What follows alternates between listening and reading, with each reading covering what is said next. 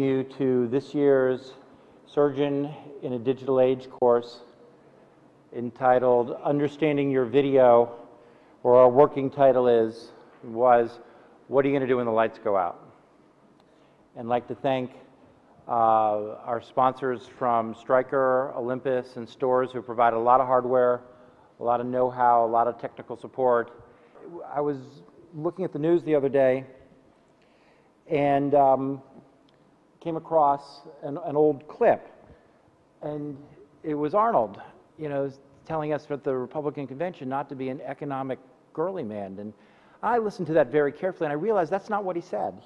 I listened to it carefully, and what he really said was, don't be an endoscopic girly man. And a lot of people thought he was talking about the economy, but what he was really talking about was surgeons making sure that you're the masters of your equipment.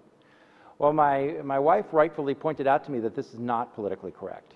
So we called Arnold's team, and he issued a revised statement that what he doesn't want you to be is endoscopically incompetent, meaning that he wants you to be the masters of your equipment and making sure that when your equipment breaks down and it's after 5 o'clock, that you can solve the solvable problems and keep operating, because that's our goal. Well, we've been on a long journey. And in the beginning, we did surgery pretty much like this, with hands and tools and hand tools, until the laparoscopic revolution came. And when laparoscopy came along, it was still pretty primitive, and people were peering down laparoscopes, and it was pretty difficult work.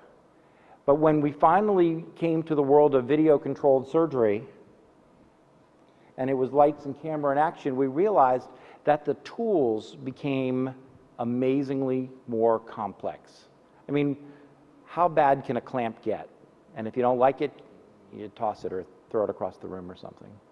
But when your laparoscopic system breaks down, it can be really frustrating. And the purpose of this course is to help reduce your levels of frustration and make it possible for you to be the experts of your own operating room and not need medical engineering to make every little change for you.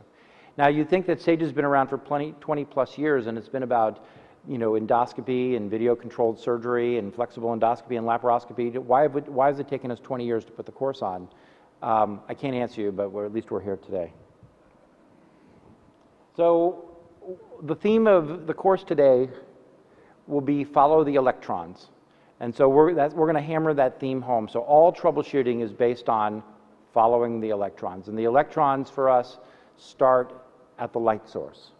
Now, there are three main types of light sources: halogen, metal halide, and xenon. And the bulbs have different strengths and different intensities. The bulbs wear out. And so one of the things that we recommend to people is that they take a look at the number of hours on the bulb. And sometimes it's a slow drop-off. Sometimes it's a radical drop-off. And sometimes you have very little light, and you've changed all the things that we're going to ask you to change today, and you still have no light. And you come to realize, how long has this bulb been going? And you may find that your 250-hour halogen bulb has 400 hours on it. It's not uncommon because nobody checks. So one of the things that you can do when you're in a low light scenario, and it's just getting worse and worse and worse, one of the simple things to do is to check on the number of hours on the bulb. Now, the other bulbs, particularly the xenon bulbs, will last longer, but all of these bulbs will eventually fail. And you need to make sure, just like the old slide projectors or the Kodachromes we used to look at, you need to make sure that there are a spare supply of bulbs and somebody who knows how to change them. You got to remember when you change the bulbs not to get the grease from your fingers on the bulbs, because that will decrease the life of the bulb and may even cause it to explode. But the number one problem with light sources is not that they break, is that the bulb wears out. Because when there's no light, it's pretty obvious. But when there's low light, it's a lot less obvious. The next piece in the chain is the fiber optic light cable. And this is a really important thing. It's made out of fiber optic bundles, and I have a demonstration here. And I'll pass this around the room for you to look at. But this is what the inside of your fiber optic bundle looks like. I'd like to thank our medical engineers for allowing me to take a cable and cut it in half. So when we plug it in, this is what your light cable looks like on the inside. And what you can see is that if you get the clear casing light cable that's shown on the picture, you can see where it breaks. And so this is something that you can, buy for $10 at the Christmas tree shop. I'm not telling you to go home and, steal the light cables and cut them for Christmas, but you can shine conventional lights through them and create very pretty displays. So this is how your light cable works. And you can see that they're pretty durable, but it is a potential source of breakage.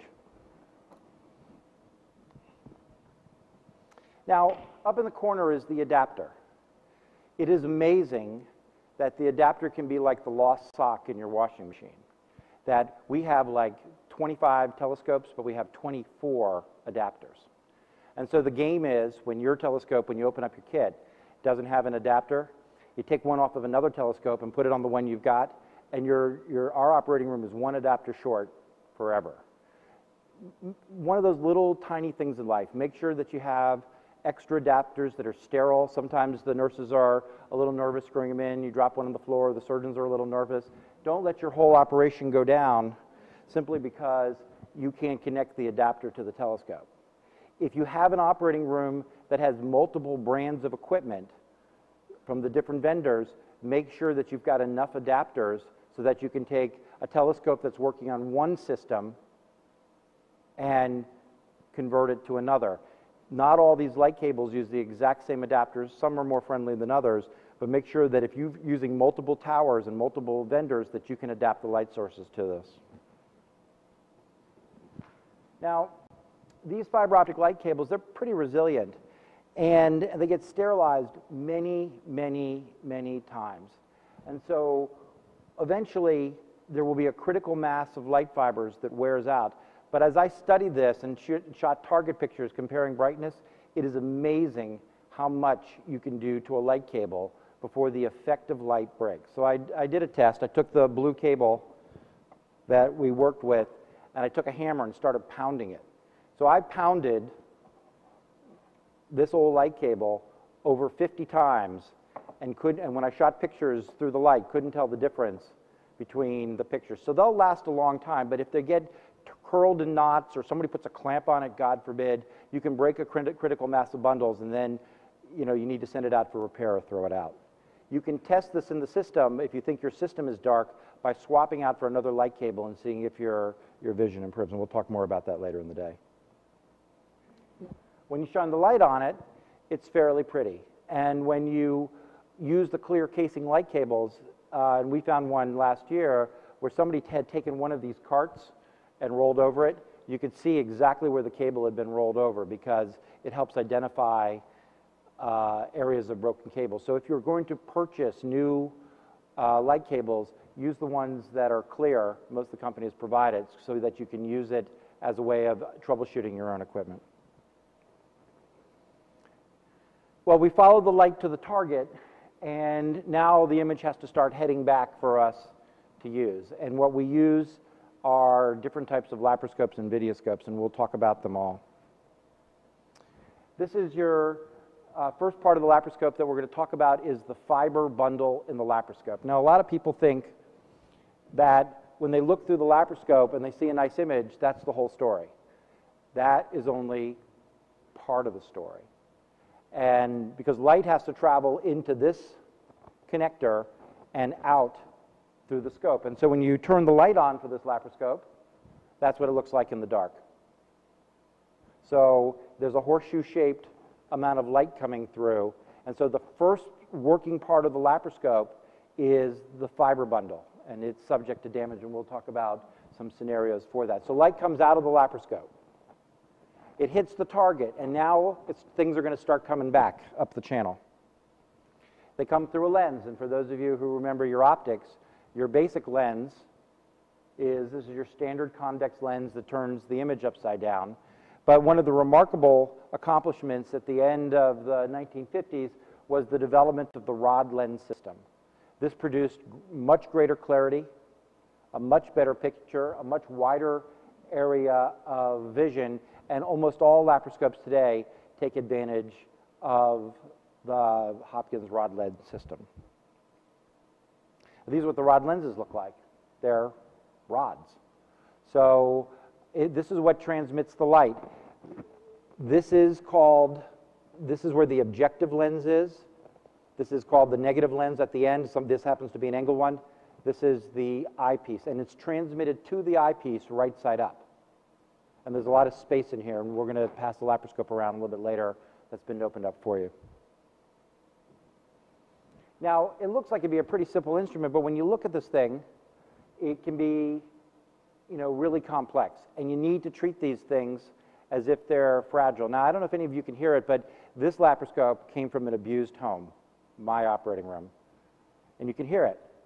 If you shake your laparoscope and it sounds like this, that does not portend good things to come. Now, the amazing thing is as I did photography for this course, sometimes I could shake it and the image would be good, and then I'd shake it again. It was like the old kaleidoscopes. So it can be a variable type of defect. So one of the things, I'm not advocating that you bang them and test them to see how good they are, but if you hear one shaking, don't bother. Just send it on back. The laparoscope can be angled, and this is all done at the objective lens session, 0, 30, anything in between.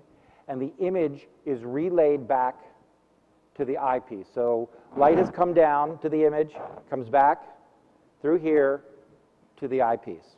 Now, the next step in the imaging chain, because this is an entire chain of events, is to hook it to the camera. So far we have light coming down, hits the target, comes back, and makes it back to the eyepiece. And now, for most video laparoscopic systems, comes back into a camera system. And we're going to talk a little bit about the difference between Fiberscopes, Videoscopes, and Endoscopes, but for a conventional telescopic system, the image comes into the camera head. Now, the camera head has several components. It has a lens, piece of glass in the front, and then the image is split with a prism into its primary color components. And that split image lands on a little computer chip called a CMOS or a CCD, coupled charge device. In a 3-chip camera, there are 3 of them. In a 1-chip camera, there's no prism, and there's 1 of them. And these 3 CCD outputs, and we'll talk a little bit more about this in a second, are then transformed into a signal processor and sent on to the monitor. So this is what the chip looks like. And there's a little grid in this, and these are the pixels. So that you can imagine the more pixels on the CCD, the more you can break up the image and refine it. When the charge builds up on any one of these squares, you can see we built the charge up, and now you can see an image on the CCD. So when it starts off as a blank, and when you put a charge in it, these pixels will light up pixels. There they go. These pixels will light up, and in proportion to the amount of energy that strikes the pixel, that information is now digitized and sent to the signal processor. If you put too much light in, you get pixel bloom, and you have an over bright image. You lose information. It's almost like talking too loud into a microphone.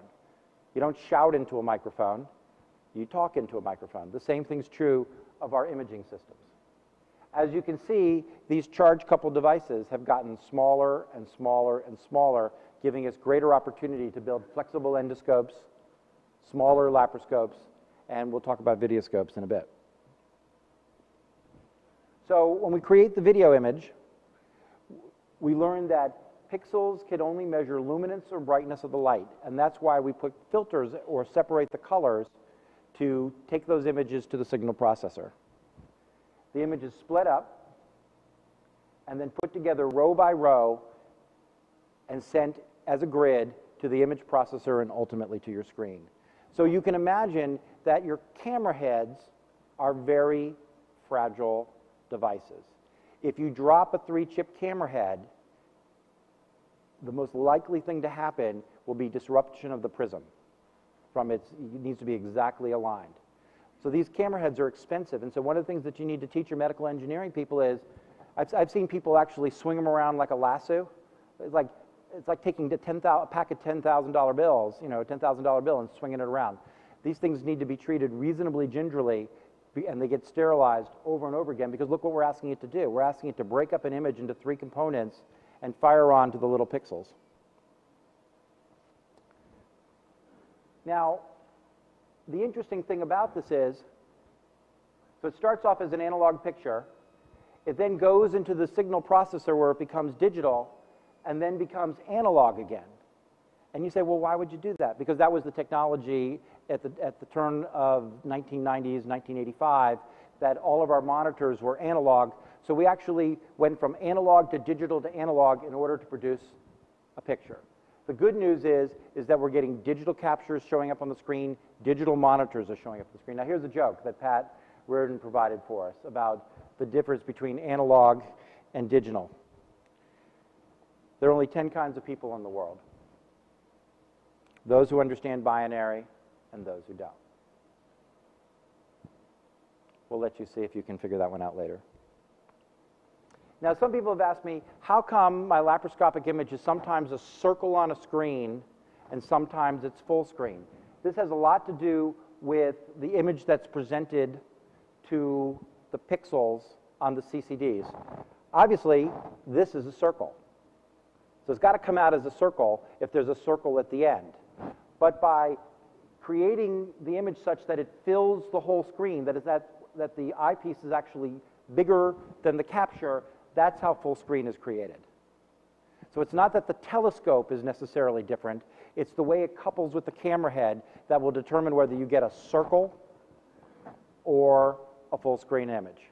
So you can change telescopes all day, but if the image that's delivered is the same one, you'll get a circle all day.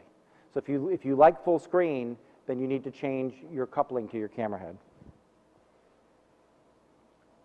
Now, the monitors is the next step in the pathway. So we've gone from the light source down the laparoscope to the image, back up the laparoscope to the camera head, and this is the destination. This is the classic workhorse. This is the Sony monitor. Almost everybody has one. Maybe there's a few people who have some other brands. This is, for the most part, an analog television. They last forever, and it has its limitations. The way that this puts an image on the screen is by something known as creating scan lines, the way your television works. Lines, paints lines. The newer types of imaging are with flat panels, which are liquid crystal displays, or plasma.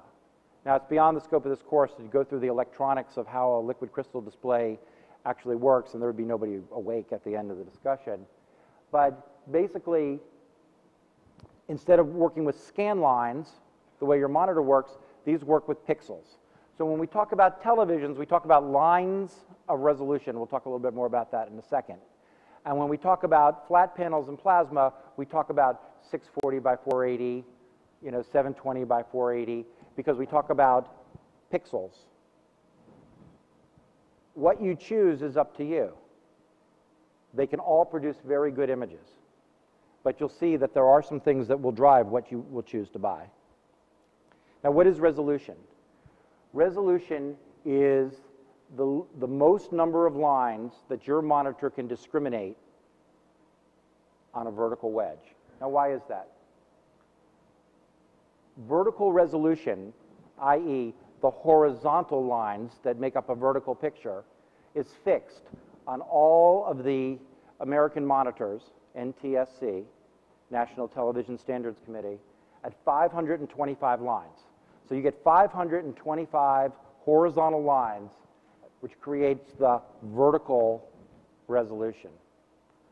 So the first thing that comes to realize is that if you've got a 900-line resolution camera and only a 500-line resolution monitor, you either paid too much for your camera, or you need to go out and buy a new monitor, which is, if you're selling equipment, that's obviously the preferred methodology. But you will never do better than the weakest link in the chain. So for an NTSC monitor, you're fixed at 525 lines. Now, when you put it in perspective, broadcast television is 330 lines. So if you're watching airborne TV and you have a $2,000 plasma, you're going to get 330 lines of resolution no matter how expensive your TV is. So if you buy a $2,000 television and don't pony up for digital cable, you've wasted a whole passel of money. So I would think about what you want to spend and think about what type of image you want to produce. Now people say, where does DVD fit in? DVD fits in at about 500 to 565 lines. So a good monitor with a component input, with the colors that are split up, will deliver a very good DVD quality image at 565 lines. A one-chip surgical camera is 640 lines. But again, that's more than what this can deliver. The three-chip cameras can deliver 950 lines, some of them. And the HD will deliver up to 1,080. So the message is, if you want an HD camera system, you're not going to display it on this. You're going to have to display it on a monitoring device that's capable of using an image with that much resolution in it. So if you go to upgrade your OR and you're thinking, oh, well, my monitors work pretty good, and you spend extra money for cameras but don't upgrade the monitors, then you haven't done the complete job. And after all, it is all about the image. Now, what I've described to you is the imaging chain. And it was pointed out to me a long time ago that the chain is only as strong as the weakest link.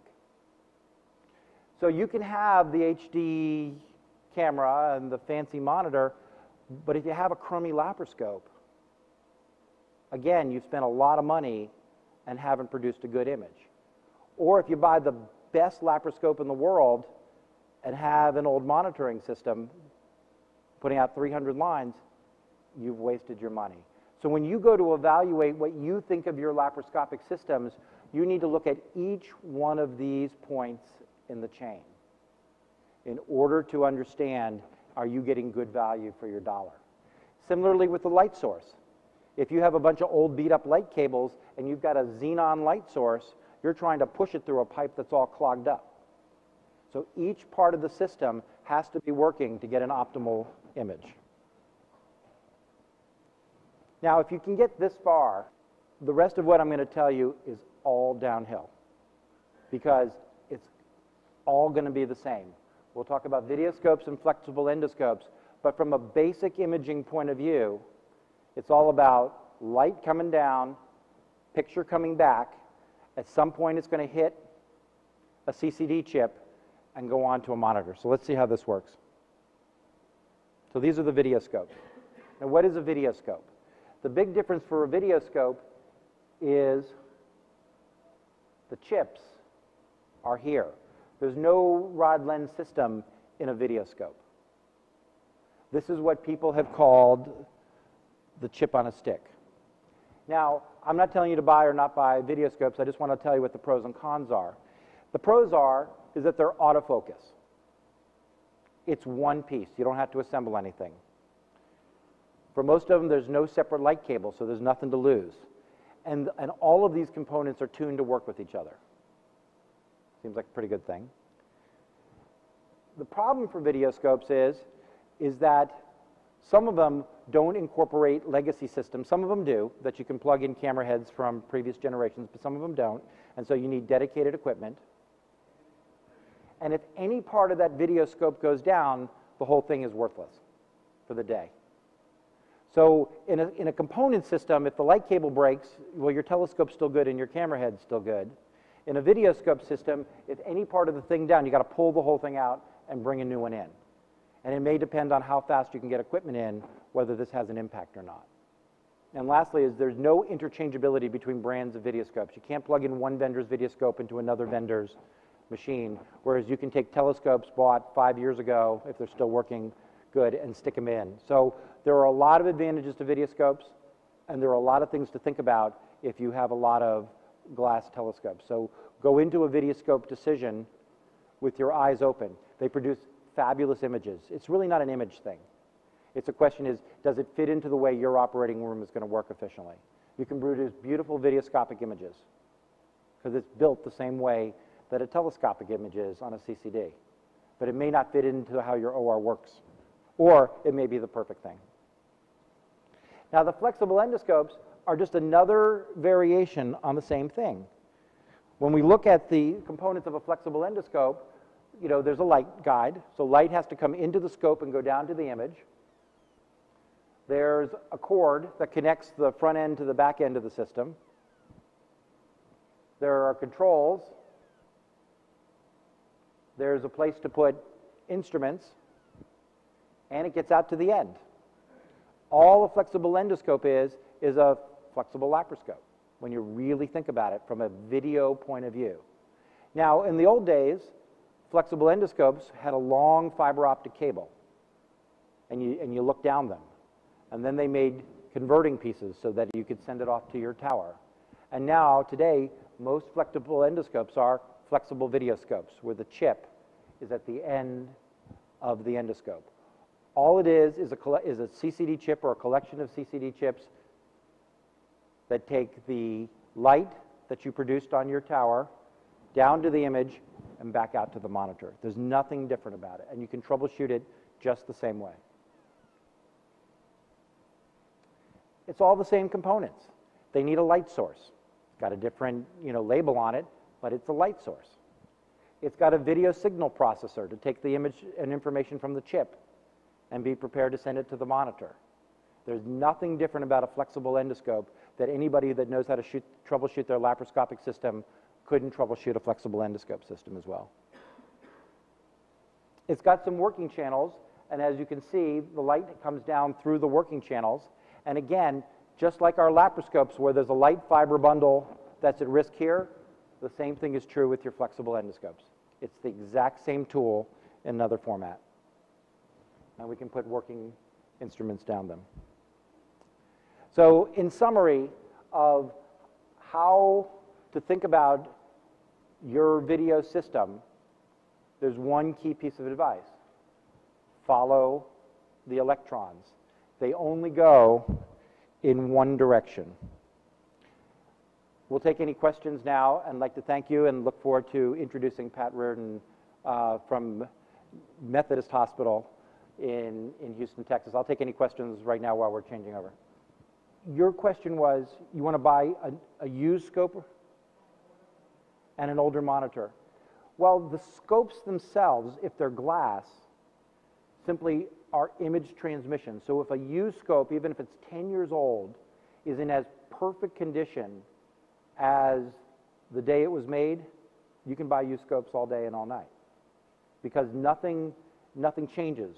The scopes match everything because it's purely optics. Now, what do the newer scopes do? They pull light better down the channel. So the newer scopes transmit more, are able to reflect more light. There's less light loss going both down and back. The problem with the older monitors is if they're really old, they'll be 300 lines of resolution. If they're only moderately old, they'll be 500 lines of resolution.